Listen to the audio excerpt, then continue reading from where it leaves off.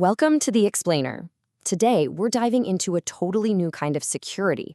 Forget what you know or what you carry in your pocket. We're going straight to the source, your mind. I mean, we've all been there, right? Passwords. It's the oldest trick in the book, and honestly, it's broken. Why? Well, because knowledge, it's not really yours in a secure way. You can forget it, someone can phish it, you can be forced to give it up. The second that secret is out in the world, it's game over. Okay, so then we got smart, right? We moved on to biometrics, your fingerprint, your face, your voice. And yeah, that's definitely a step up, but it's not foolproof. Think about it. The pattern that says you're you, well, it exists out in the physical world. It can be lifted, copied, and fake. Someone else can present it. But here's the billion-dollar question. Can you steal a thought? Now that question, that changes the whole game. It forces us to stop thinking about security as matching a static file photo and start thinking about it as recognizing a living, breathing, thinking person. All right, so let's dig in. We're going to start by looking at why everything we use today, from your email password to that fancy face scanner on your phone, shares one critical weakness. Look at this breakdown. You've got what you know, like passwords, what you have, like a key fob, and what you are, your fingerprint. But see the common thread? All of them treat your identity like a thing, like an object you show at a door. And if your identity is just an object, well, anyone can pick it up and use it. And this really hits the nail on the head. For years, security has basically been a game of match the pattern. Is this password the same as the one we have stored? Does this face scan match the template? It's a classification problem. But that whole approach just totally misses the point. It ignores the fact that identity isn't a static file. It's a living, thinking process. So that brings us to a whole new way of looking at this, a new paradigm. What if we threw out the idea of pattern matching entirely? What if security wasn't about checking a file, but about recognizing a mind while it's thinking? This new way of thinking is called cognitive authentication, and the engine that makes it run is a framework called FGSGR. Okay, I know, frequency-governed self-graph reasoning. It's a mouthful, but stick with me, because that name actually tells you everything you need to know about how this amazing tech works. So think of FGSGR less as a program and more as like an operating system for a thinking machine. It's all in the name, right? It uses brainwave frequencies to govern how it reasons. It doesn't see your identity as a password. It sees it as a self-graph, a dynamic living model of your mind. And the first incredible application of this, Neurokey. Okay, so how does this whole thing actually work? To get Neurokey, you really have to understand the three pillars of the FGSGR framework that hold it all up.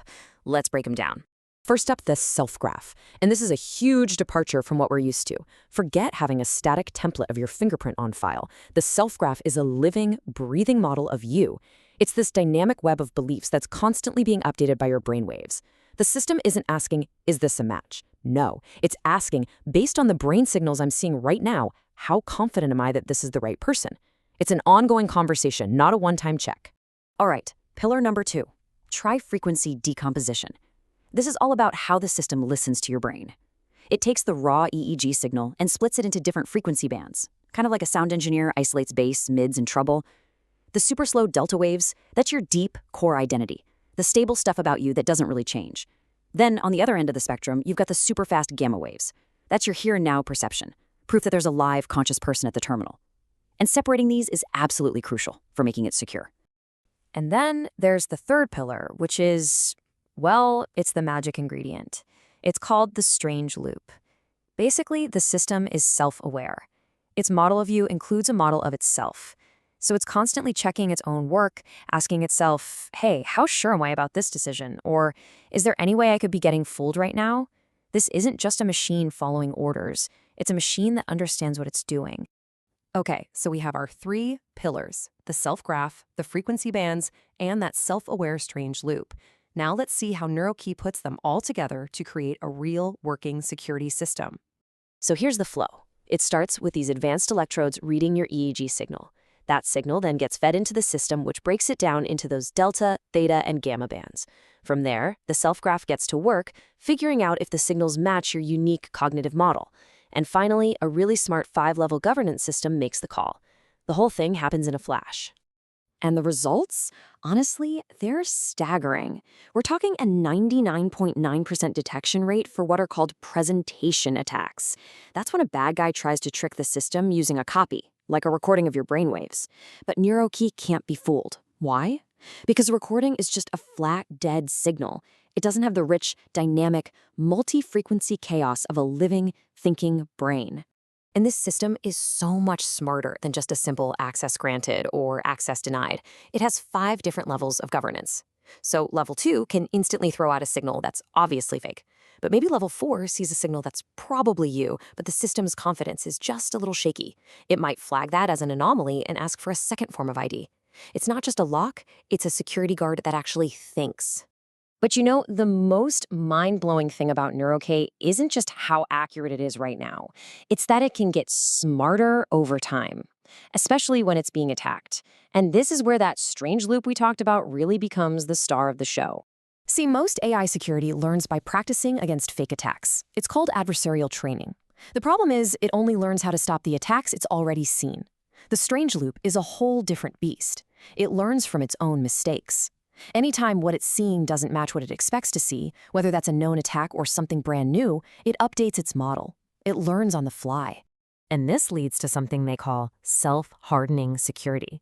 I mean, just think about that. It's security that gets stronger when people try to break it. Because it's self-aware, it can find its own weak spots and patch them up, all by itself in real time. No programmer needed. And because Neurokey is always on, it's not just about that one moment you log in. It provides continuous accountability. We're talking a verifiable, cryptographically signed log of who did what, and even what cognitive state they were in when they did it. You get a perfect, unbreakable audit trail for every single action. So there you have it. Neurokey is this incredibly powerful, nearly unbreachable new way to think about security, because it's tied directly to your thinking self. But, and this is a big but, as we stand on the edge of this new frontier, it raises some massive questions. If your mind is the key, then who really owns the lock? And those are questions we're all going to have to grapple with.